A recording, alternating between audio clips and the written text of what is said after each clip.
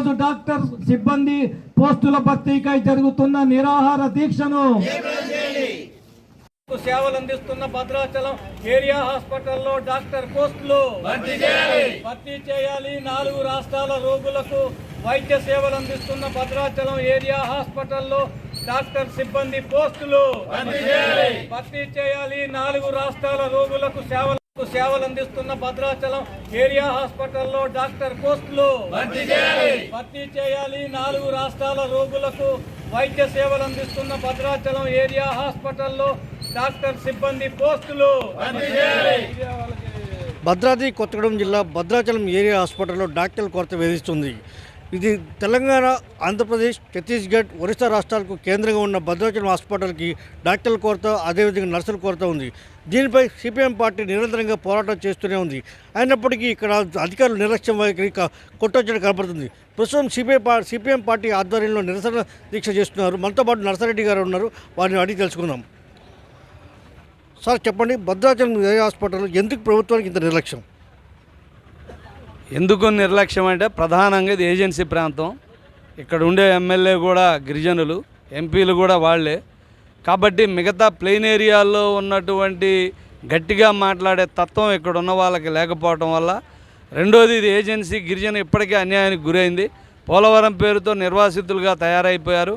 నిన్నగాక మనం చూసాం, గోదావరి వస్తుందంటే ఈ తెలంగాణ రాష్ట్రంలో మొట్టమొదటిగా భయపడేది భద్రాచలం వాసులు. అంటే అటు గోదావరి పొంగినా నష్టపోయేది భద్రాచలమే.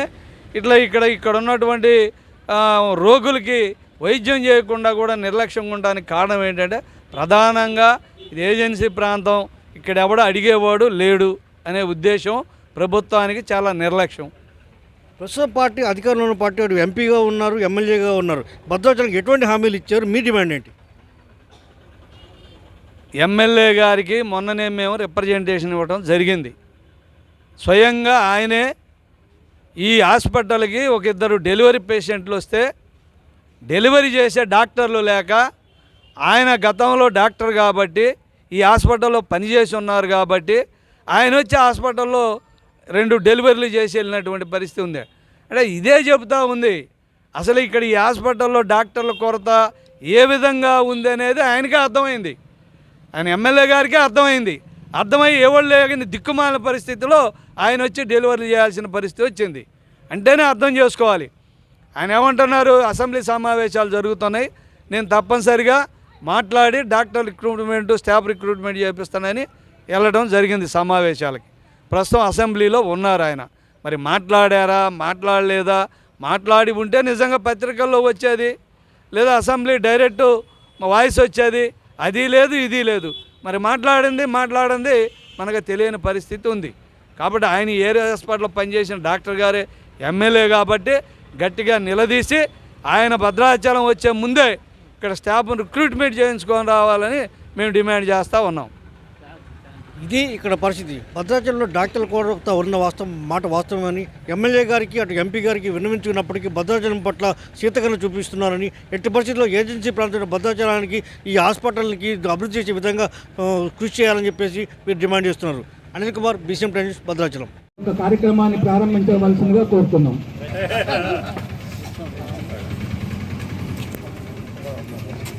ఈ సిబ్బంది వేతనాలు తదితర అంశాల మీద ఈ రోజున ఒకరోజు నిరసన దీక్షణ చేపట్టడం జరిగింది. ఇందులో భాగంగా ఇవాళ మనం నిన్న భద్రాచల ప్రముఖులు, సంఘ సేవకులు, అదేవిధంగా భద్రాద్రి కళాభారతి అధ్యక్షులు, ఐటీసీ బీపీఎల్ కాంట్రాక్టర్ అయినటువంటి పాకాల దుర్గాప్రసాద్ గారిని గెస్ట్గా పిలవడం జరిగింది.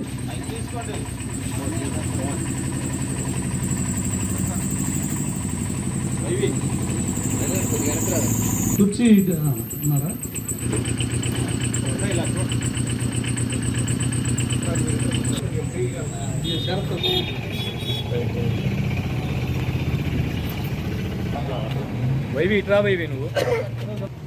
సిపిఎం పార్టీ తరఫు నుంచి నర్సారెడ్డి గారు, మిగతా నాయకులందరూ కూడా ఈ హాస్పిటల్ దగ్గర ఉన్న ఇబ్బందుల గురించి ప్రభుత్వానికి తెలియజేయాలని, తద్వారా స్పందన వస్తే అనేక మంది ప్రజలకు ఉపయోగపడుతుందనే ఉద్దేశంతో ఈ కార్యక్రమాన్ని వారు ప్రారంభించారు.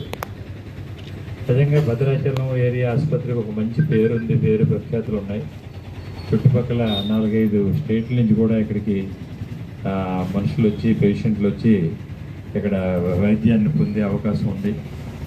ఎన్నో అవార్డులు, రివార్డులు వచ్చిన హాస్పిటల్ కొంచెం వెనకబడిపోతుందంటే వాళ్ళు బాధతో ఈ కొంత ప్రభుత్వ దృష్టికి తీసుకెళ్లాలంటే ఇలాంటివి కార్యక్రమం తప్పనిసరి అనే ఉద్దేశంతో వారు ఈ యొక్క కార్యక్రమాన్ని ప్రారంభించారు.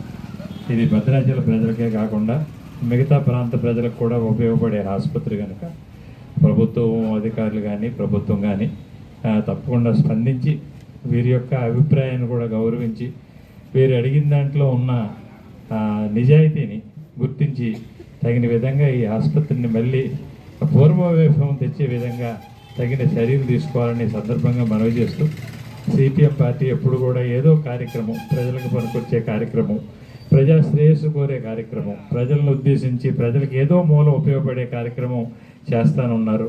అలాగే మిగతా నాయకులందరూ కూడా ఇక్కడ భద్రాచలంలో ఒక గొప్ప సంస్కృతి ఏంటంటే ఎవరో ఒకళ్ళు ఏదే కార్యక్రమం చేసినా ఇంకొకళ్ళు ఎక్కడి నుంచైనా సరే తమ యొక్క సపోర్ట్ని, తమ యొక్క ఆశీస్సుల్ని తెలియజేస్తూ ఉన్నారు.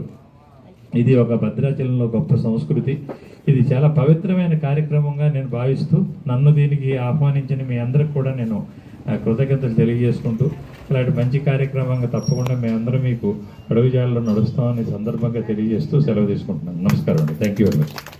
రాత్రి ఫోన్ చేసి ఇట్లా కార్యక్రమం ఉందంటే అదే ఉంది, మన భద్రాచలం తప్పనిసరిగా మన అందరం కూడా భాగస్వాములు కావాలని చెప్పి వెంటనే అంగీకరించి వచ్చి వారి ఇలా సంఘీభావం తెలియజేసి ఈ హాస్పిటల్కి ఉన్నటువంటి చరిత్రని దాన్ని కూడా తెలియజేసినందుకు మరొకసారి దుర్గాప్రసాద్ గారికి సిపిఎం పార్టీ పట్టణ కమిటీ నుంచి ప్రత్యేకంగా ధన్యవాదాలు తెలియజేస్తా ఉన్నాం.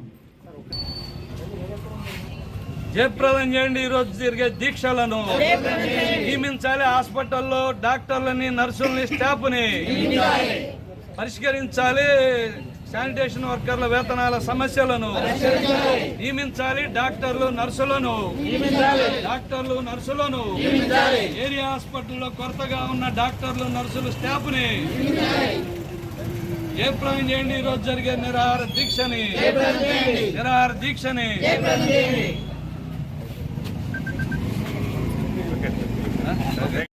ఈ రోజు డాక్టర్ సిబ్బంది పోస్టుల భర్తీకై జరుగుతున్న నిరాహార దీక్షను